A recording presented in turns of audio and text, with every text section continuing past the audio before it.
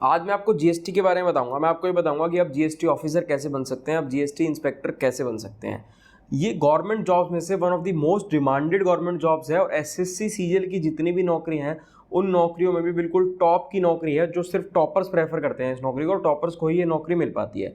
तो इसके बारे में आज सारी डिटेल्स डिस्कस कर लेंगे। आप जीएसटी इंस्पेक्टर कैसे बन सकते हैं, आपकी क्या सैलरी रहेगी, क्या वर्क प्रोफाइल रहेगी, क्या गर्ल्स के लिए सूटेबल है या नहीं है, फिजिकल मेडिकल क्या रहेगा, क्या प्रमोशंस रहती हैं, क्या ट्रांसफ़र पॉलिसीज़ रहती हैं, क्या काम करना होगा, यानी कि ए टू जेड जो जो डाउट आपके मन में आ सकता है ना, कोई एक भी डाउट ऐसा नहीं होगा जो इस वीडियो को देखने के बाद आपके मन में बचे।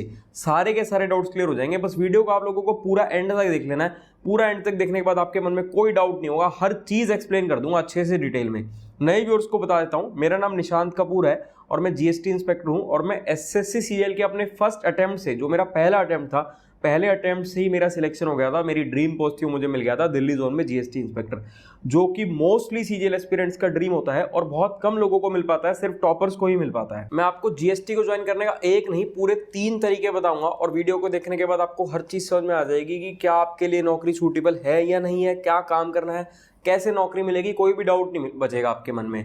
और अगर आप एसएससी सीजीएल या इस टाइप के और किसी भी सरकारी नौकरी की प्रिपरेशन कर रहे हैं तो हमारे इस चैनल को सब्सक्राइब कर लो, आपके बहुत काम आएगा। हम सारी इन्फॉर्मेटिव वीडियोस लाते रहते हैं आप लोगों के लिए। जीएसटी डिपार्टमेंट सीबीआईसी का पार्ट है। सीबीआईसी यानी कि central board of indirect taxes and customs. इसमें जीएसटी डिपार्टमेंट भी आता है, कस्टम्स डिपार्टमेंट भी आता है। बहुत सारे जोन में तो ये कॉमन ही रहता है, अभी आपको एक्सप्लेन करूंगा आगे। और ये मिनिस्ट्री ऑफ फाइनेंस के अंडर रहता है। इसमें रेवेन्यू रिलेटेड काम रहता है, आपको रेवेन्यू से रिलेटेड काम करना है सारा। अभी वीडियो के आगे आप पूरी वीडियो देखते चलो, सारी चीज़ें आपको एक्सप्लेन कर दूंगा। लेकिन अभी के लिए मैं बता देता हूं कि जितनी भी सरकारी नौकरियां हैं उसमें मोस्ट डिमांडेड सरकारी नौकरी रहती है और सब एस्पिरेंट्स का सपना रहता है इस डिपार्टमेंट में नौकरी पाना। अब आते हैं मुद्दे की बात पर जिसका आप सभी को वेट था, यानी कि इस डिपार्टमेंट को कैसे ज्वाइन करें, कैसे नौकरी पाएं। तो 3 तरीके आप लोगों को बताऊंगा, 3 से ज़्यादा तरीके बताऊंगा। सबसे पहले फर्स्ट वे की बात कर लेते हैं। फर्स्ट वे है यूपीएससी के थ्रू, यानी कि यूनियन पब्लिक सर्विस कमीशन के थ्रू। ये एग्जाम कंडक्ट करवाती है, आप लोगों को पता ही होगा। आईएएस, आईपीएस, आईआरएस, आईएफएस, ये सब लगते हैं आप इन नौकरियों से। तो अगर आप यूपीएससी का एग्जाम क्लियर करके आईआरएस बनते हैं तो आप जीएसटी एंड कस्टम्स डिपार्टमेंट में काम कर सकते हैं। आप GST and customs department direct assistant commissioner की पोस्ट पर लगेंगे। लेकिन जैसा कि आप सब लोगों को पता ही है कि यूपीएससी को क्रैक करना इतना ईजी नहीं है, कॉम्पिटिशन बहुत ज़्यादा है, पेपर भी इतना ईजी नहीं है। तो जो बेस्ट तरीका रहता है वो रहता है एसएससी सीजीएल के थ्रू। एसएससी सीजीएल को अगर आप क्रैक करते हो, आप अच्छी रैंक लाते हो, तो आपको जीएसटी इंस्पेक्टर की पोस्ट मिल सकती है। इसमें बहुत सारे जोन्स होते हैं जो कि अभी हम ट्रांसफर पॉलिसीज में बात करेंगे उनके बारे में। तो जीएसटी इंस्पेक्टर बन सकते हो आप एसएससी सीजीएल के थ्रू। इसमें भी 2 अलग अलग पोस्ट होती हैं, एक होती है जीएसटी इंस्पेक्टर की, एक होती है टीए की, और अब एक एसटीए की पोस्ट भी, यानी कि एग्जीक्यूटिव असिस्टेंट की पोस्ट भी ऐड हो गई है। तो कुल मिलाकर 3 पोस्ट होती हैं जीएसटी डिपार्टमेंट में सीजीएल के थ्रू, टीए, एसटीए और इंस्पेक्टर। टीए को इंस्पेक्टर बनने में लगभग 15 साल लग जाते हैं। 15 साल की प्रमोशन के बाद ही टीए इंस्पेक्टर बन पाता है। तो मोस्टली लोगों का जो ड्रीम रहता है वो रहता है जीएसटी इंस्पेक्टर के बारे में। और आज की हमारी वीडियो भी मेजर जीएसटी इंस्पेक्टर के ऊपर ही होने वाली है। हम सारी चीजें जीएसटी इंस्पेक्टर के हिसाब से डिस्कस करेंगे। जो लोग भी एसएससी सीजीएल की प्रिपरेशन कर रहे हैं वो एसएससी सीजीएल की प्रिपरेशन करने के लिए नियॉन पब्लिकेशन की बुक्स को रेफर कर सकते हैं। इनकी ऑलमोस्ट हर सेक्शन के लिए बुक आती है और ऑलमोस्ट सारी ही किताबें बहुत शानदार हैं, बहुत बढ़िया पब्लिकेशन है, बहुत अच्छा और जेन्युइन पब्लिकेशन है। और मतलब स्टूडेंट्स को ध्यान में रखते हुए हर चीज़ इन्होंने बनाई हुई है और एस्पिरेंट्स को ध्यान में रखते हुए। तो इनकी ये किताब मुझे बहुत अच्छी लगी। वैसे तो सारी किताबें अच्छी हैं। ये इंग्लिश की अवतार 2 है, द इडियम मास्टर। इसमें आपको इडियम्स फ्रेजेस यानी कि वोकेबलरी से रिलेटेड चीज़ें हैं आपकी इस किताब में, और आपको सारे इडियम फ्रेजेस ना स्टोरीज के साथ एक्सप्लेन किए गए हैं। आपको रटना नहीं पड़ेगा कुछ भी, आप पढ़ोगे तो आपको सब कुछ याद हो जाएगा, आपको कहानियों की तरह से समझाया गया है। इसी के साथ साथ इनकी इंग्लिश की जम्बल्ड पीक्यूआरएस और क्लोज टेस्ट, ये 2 किताबें भी बहुत बड़ी हैं। तो जो लोग भी सीजीएल की प्रिपरेशन कर रहे हैं, आपको नियॉन पब्लिकेशन की इन बुक्स का लिंक डिस्क्रिप्शन में मिल जाएगा। आप इन बुक्स को रेफर कर सकते हो, आपकी इंग्लिश की प्रिपरेशन में बहुत हेल्पफुल रहेगी। और भी इनकी ऑलमोस्ट हर सेक्शन की किताब है और सारी किताबें एक से बढ़ के एक है और एक्चुअल में एक जेन्युइन पब्लिकेशन है। मतलब एस्पिरेंट्स का ध्यान रखा गया हर चीज में और एस्पिरेंट्स को ध्यान में रखते हुए एग्जाम ओरिएंटेड सारी चीजें बनाई गई हैं। अब बात कर लेते हैं तीसरा तरीका इस डिपार्टमेंट को ज्वाइन करने का। तो जो तीसरा तरीका है ना वो है डेपुटेशन के थ्रू। इस डिपार्टमेंट में टाइम टू टाइम वैकेंसीज निकलती रहती हैं। तो अगर आप ऑलरेडी किसी और गवर्नमेंट डिपार्टमेंट में वर्किंग है तो आप डेपुटेशन के थ्रू इस डिपार्टमेंट में आ सकते हैं। लेकिन इन तीनों में से जो बेस्ट वे टू ज्वाइन है वो है मेरे हिसाब से एसएससी सीजीएल। आप में से बहुत सारे लोग ऐसे भी होंगे जिनको एसएससी सीजीएल के बारे में ज्यादा नॉलेज नॉलेज नहीं है तो आप लोगों को मेरी ये वाली वीडियो देख लेनी है। ये वीडियो जो आप अभी देख रहे हो इसको पूरा एंड तक देखो, इसके बाद इस वीडियो का लिंक मैं आपको डिस्क्रिप्शन में दूंगा। इस वीडियो को देखो, सीजीएल से रिलेटेड कोई भी डाउट आप लोगों के मन में रह नहीं जाएगा।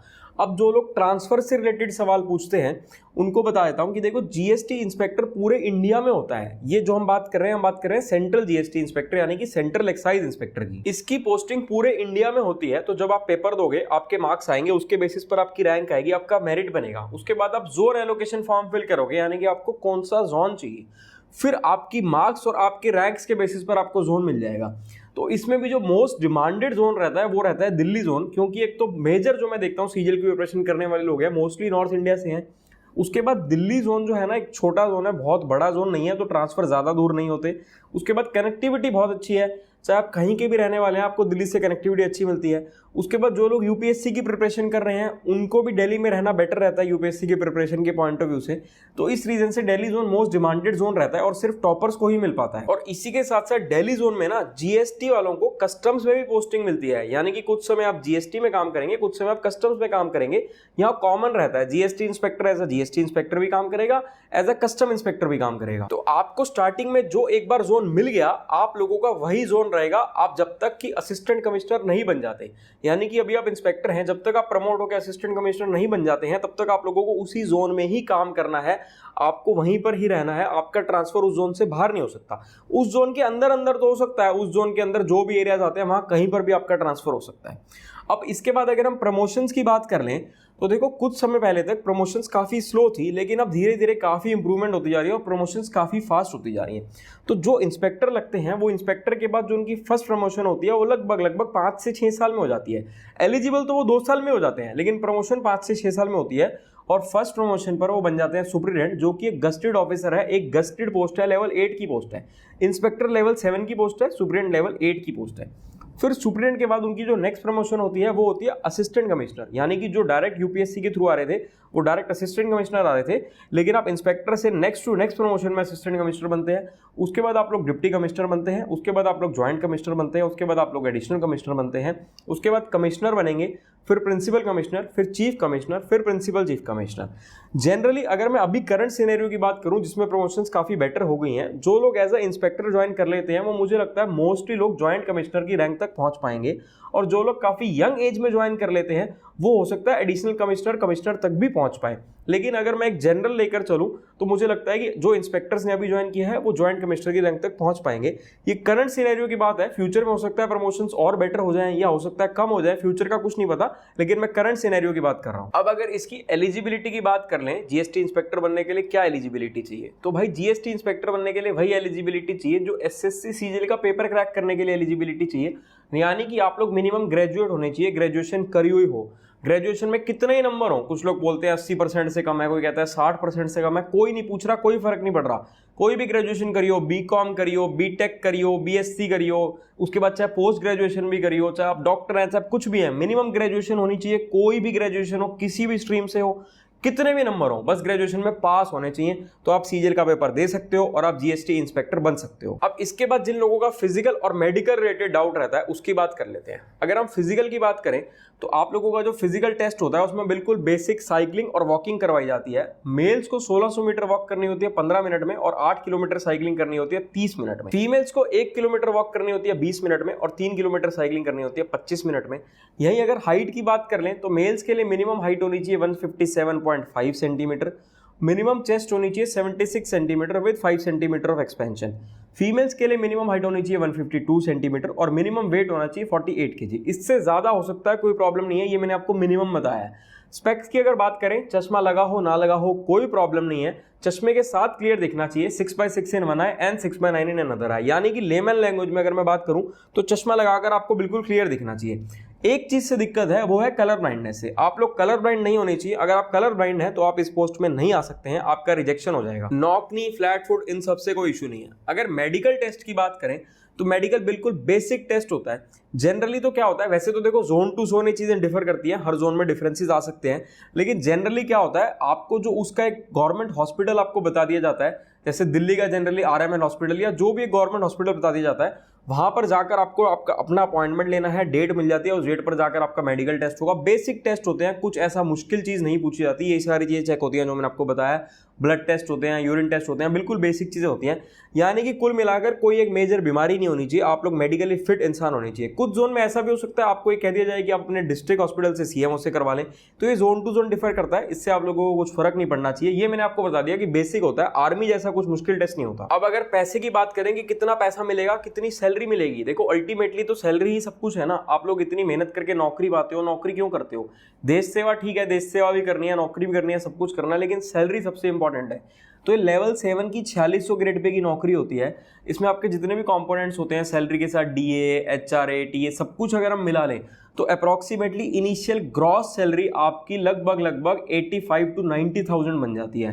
ये आपकी इनिशियल ग्रॉस सैलरी है। जो आपकी नेट सैलरी रहती है, कैश इन हैंड आती है टैक्स कट के और डिडक्शंस करके, वो लगभग 70,000 से 75,000 के बीच आ जाती है। तो भाई सैलरी भी बहुत शानदार है, बहुत बढ़िया सैलरी है। तो यही आपका सोर्स ऑफ मोटिवेशन होना चाहिए कि आपको इतनी अच्छी सैलरी मिलेगी। और सैलरी के साथ साथ आपका लाइफस्टाइल कितना अच्छा हो जाएगा। आप ये देखो कि कितना बढ़िया आपका लाइफस्टाइल होगा। आप एक ऑफिसर होंगे और आपको हर सैटरडे संडे छुट्टी भी मिलेगी। मतलब आप इंस्पेक्टर भी हैं, आपको यूनिफॉर्म भी मिल रही है, यूनिफॉर्म पोस्ट भी है, उसके साथ साथ आप एक किस्म से सिविल का काम भी कर रहे हो। मतलब आपको 5 ही दिन ऑफिस में काम करना है, सैटरडे संडे छुट्टी है। वैसे तो अलग अलग विंग्स होते हैं, अलग अलग पोस्टिंग्स होती हैं, हो सकता है किसी किसी जगह सैटरडे जाना भी पड़े, हो सकता है किसी जगह आपका शिफ्ट्स में ड्यूटी हो, डे नाइट की हो सकता है किसी जगह ज्यादा वर्किंग आवर्स हो। लेकिन अगर हम एक जनरल केस लेकर के चलें, मोस्टली जगह ऑफिस आवर्स रहते हैं और सैटरडे संडे छुट्टी रहती है। अब अगर यूनिफॉर्म की बात करें तो जीएसटी इंस्पेक्टर को खाकी यूनिफॉर्म मिलती है और कंधे पर 3 सितारे मिलते हैं।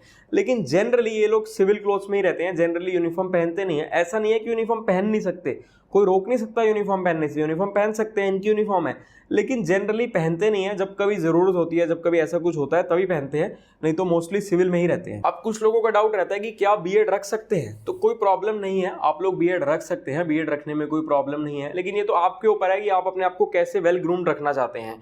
और लेकिन मेरे हिसाब से ये रहता है कि अगर आपको यूनिफॉर्म पहननी है तो यूनिफॉर्म के साथ आपकी बीएड नहीं होनी चाहिए। अब यूनिफॉर्म के समय पर एटलीस्ट आप शेव होने चाहिए, अपने शेव करी हुई हो। आप मुस्टैच रख सकते हैं यूनिफॉर्म के साथ, लेकिन बीएड ना हो। जब आप सिविल क्लोथ्स में हैं तो आप बीएड रख सकते हैं, कोई प्रॉब्लम नहीं है। वो बाकी आपके ऊपर है कि आप अपने आप को कैसे मेंटेन रखना चाहते हैं, कैसे ग्रूम रखना चाहते हैं। अब कुछ गर्ल्स का डाउट रहता है कि क्या उनके लिए सूटेबल है, तो भाई बिल्कुल सूटेबल जॉब है, गर्ल्स के लिए बहुत अच्छी नौकरी है।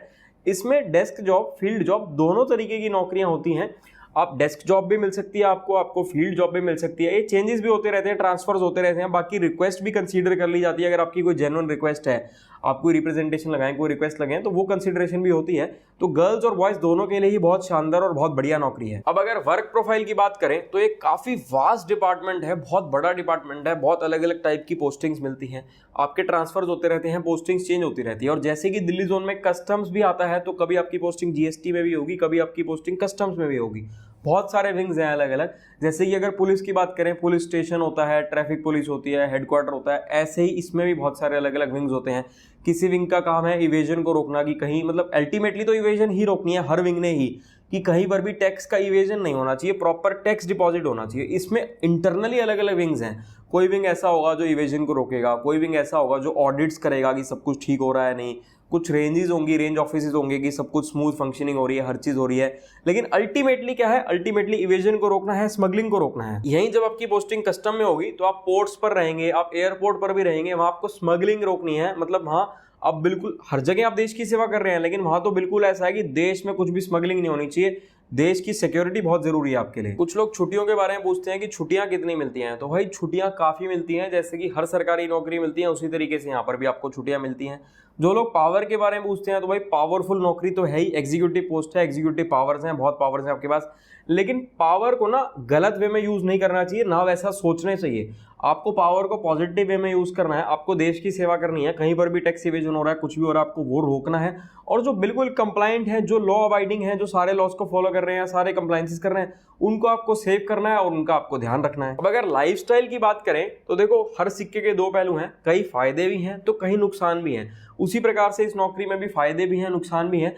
लेकिन नुकसान तो मुझे कुछ ज्यादा दिखने को मिलते नहीं, मुझे तो फायदे ही फायदे मिलते हैं। इतनी अच्छी नौकरी है, सरकारी नौकरी है, इतनी अच्छी सोशल रिस्पेक्ट मिलेगी, आप किसी को बताओगे आप किस डिपार्टमेंट में किस पोस्ट पर हो तो आप खुद ही सोचो कितनी अच्छी आपको रिस्पेक्ट मिल रही है, इतनी अच्छी सैलरी मिल रही है, उसके सैलरी के साथ साथ कितनी और फैसिलिटीज मिल रही हैं। गवर्नमेंट कितना कुछ देती है, गवर्नमेंट आपको इतने सारे पर्क्स देती है, मेडिकल फैसिलिटीज देती है, LTC घूमने तक के पैसे देती है, बच्चों की एजुकेशन की रीइंबर्समेंट, बहुत सारी आपको चीजें मिलती हैं। यानी कि फायदे ही फायदे हैं, पावरफुल पोस्ट है, एडवेंचरस नौकरी है, क्योंकि इतना वास्ट डिपार्टमेंट है, आप कभी बोर नहीं होगे जिंदगी में, हमेशा कुछ ना कुछ नया सीखने को मिलेगा, हमेशा आपकी पोस्टिंग चेंज होती रहेगी, कहीं पे कुछ नया सीख रहे हो, कहीं पे कुछ नया सीख रहे हो, तो हमेशा एडवेंचर से भरी हुई जिंदगी रहेगी और फायदे ही फायदे मिलेंगे। अब अगर नुकसान की बात करें तो नुकसान एज सच कुछ है नहीं, फायदे और भी देखो कितने हैं कि सैटरडे संडे भी छुट्टी मिल रही है, वर्किंग आवर्स कम है, वर्क लाइफ बैलेंस बहुत अच्छा है। नुकसान में तो क्या है, नुकसान में तो मुझे सिर्फ एक यही लगता है कि ट्रांसफर्स, कि आपको कभी हो सकता है अपने घर से दूर रहना पड़े ट्रांसफर के लिए, लेकिन वो भी कोई ऐसी दिक्कत वाली बात नहीं है। देखो इतने समय आप घर के पास रहते हो तो कुछ समय के लिए ट्रांसफर हो गया, आप घर से दूर भी जा सकते हो। अब इसके बाद अगर बात करें ट्रेनिंग की, तो इनिशियली जब आप लोग डिपार्टमेंट को ज्वाइन करते हो तो आपकी ट्रेनिंग होती है, वो आपकी 14 हफ्ते की ट्रेनिंग रहती है, जिसको टोटल 2 पार्ट्स में डिवाइड किया गया होता है, 12 हफ्ते प्लस 2 हफ्ते। तो जो 2 हफ्ते होते हैं उसमें तो आपकी वेपन ट्रेनिंग, आर्म्स ट्रेनिंग होती है, और बाकी के 12 हफ्ते में क्लासरूम ट्रेनिंग और फील्ड अटैचमेंट्स होती हैं। ट्रेनिंग के बारे में मैं ज्यादा नहीं बता रहा इस वीडियो में, क्योंकि ये वीडियो बहुत ज्यादा लंबी हो जाएगी। ट्रेनिंग के ऊपर अगर आप लोग ज्यादा डिटेल जानना चाहते हो तो कमेंट कर देना, एक अलग से वीडियो बना दूंगा ट्रेनिंग के लिए। वीडियो अच्छी लगे तो मैक्सिमम लोगों के साथ वीडियो को शेयर कर देना, कोई भी डाउट हो तो आप मुझसे पूछ सकते हो।